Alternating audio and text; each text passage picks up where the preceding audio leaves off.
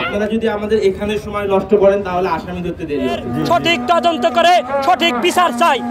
সেদিন বৃষ্টির সময় আমার স্বামী আমাদের জমিতে ডাল ভেঙে পড়ছে, আমার স্বামী ডাল আনতে গেছে, আমাদের জমিতে ডাল পড়ছে, আমার স্বামী তো নিতে বলছে, তার বাবা নিতে গেছে, তারপর না করছে যে ডাল নিও না, আমরাই ডাল নিব। ওই শাহাদুল্লাহ শাহ আলম একজন বাবার সাথে কেউ যদি খারাপ ব্যবহার করে কোনো সন্তানই পারে না যে বাড়িতে বসে থাকতে। তারপর আমার স্বামী যাওয়ার পরে বলে আমাদের খেতে ডাল পড়ছে, আমরা আগে ধরছি, আমরাই তো আগে নিব, তোমরা কেন আসছো? আমরা ডাল নিব না। এই বলে আমার স্বামীকে একটা ধাক্কা দিছে, দেওয়ার পরে আমার স্বামীও ধাক্কা দিছে, দেওয়ার পরে তার বড় ভাই শাহাদুল্লাহ শাহ আলম, আমি নাম ঠিক জানি না, ওই আমার স্বামী পিছন থেকে বাড়ি মারার পরও পড়া যায় আমার স্বামী। পরে রড দিয়ে মনে হয় ঘাড়ের মধ্যে মারছে, সে মারটাই মনে হয় যে আমার স্বামীর বেশি আঘাত করছে। আমার স্বামীকে যারা মারছে তাদেরকে আমরা কেস করার পরেও, জেলে পুলিশে ধরা দেওয়ার পরেও, কোর্ট পর্যন্ত না যাইতে পথে থেকে কিভাবে খুনিরা হাইটে বেড়া জামিন পায়, হাইটে বেড়া যায়। আমার বাবার জন্য ওই 5টি খুনের শাস্তি চাই এবং ফাঁসি চাই।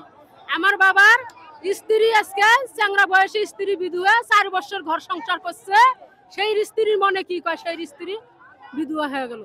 আমার বাবার একটা শিশু বাচ্চা, 2 বছরের একটা শিশু বাচ্চা, পৃথিবীর বুকে বাবা ডাক আজ থেকে আমার মার শোনার। সাধারণ জনগণ রাস্তায় নেমে এসেছি কারণ আনোয়ার ভাইয়ের সঠিক তদন্ত করে সঠিক বিচার চাই। কারণ এই বিচার না হওয়া পর্যন্ত আমরা এই মানববন্ধন এখানে অব্যাহত থাকবে। আনোয়ার আমার কসমেটিক্স দোকানের স্টাফ ছিল, সে অত্যন্ত ভালো এবং সৎ একজন ভালো ছেলে, 5 ওয়াক্ত নামাজ পড়তো। সামান্য একটা সরকারি ডালকে কেন্দ্র করে তাকে এমনভাবে বেদম পিটানো হয়, তার মাথায় মস্তিষ্কের অতিরিক্ত রক্তক্ষরণ হওয়ার কারণে তাকে রংপুর মেডিকেলে আইসিইউতে রাখা হয় 14 দিন। আজকে 15 দিনে সে মারা যায়।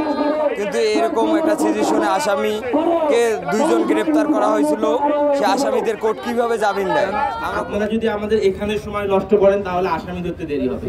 আমি আপনাদেরকে কথা দিচ্ছি, এটার সঠিক বিচার এটা হবে।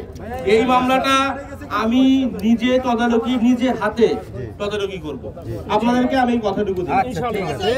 আপনি ভালো লোক, এটা আমি জানি। আপনি জানেন আমার সম্পর্কে অনেকেই জানেন, অনেকে আমার কাছে আসেন। আমি আপনাদেরকে কথা দিচ্ছি, আমার এই 3 থানায় এখন পর্যন্ত কোনো মামলার আসামি গ্রেপ্তার হয়নি এমন কোনো ঘটনা নাই। আমরা এটা আপনারা খোঁজ নিয়ে দেখতে পারেন। কিছুদিন আগে সানিয়া জানে ঘটনা হলো, আমরা কিন্তু 5 জন আসামিকে গ্রেপ্তার করছি। আমরা এই বিষয়ে 0 টলারেন্স, কিন্তু আমাদেরকে একটু সুযোগ দিতে হবে।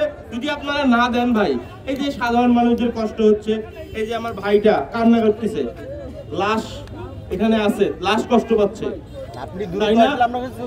আমাদের তো, আমি পাটগ্রামে ছিলাম, পাটগ্রামে 2টা ঘটনা ঘটছে। 2টা ঘটনা আমি তদন্ত, একটা পাশে আগুন ছিল লাগাই দিছে, আরো বিষয় কিছু ছিল, ওগুলো শেষ করে আমি কেবল এসে ভাতও খাইতে পারি নাই।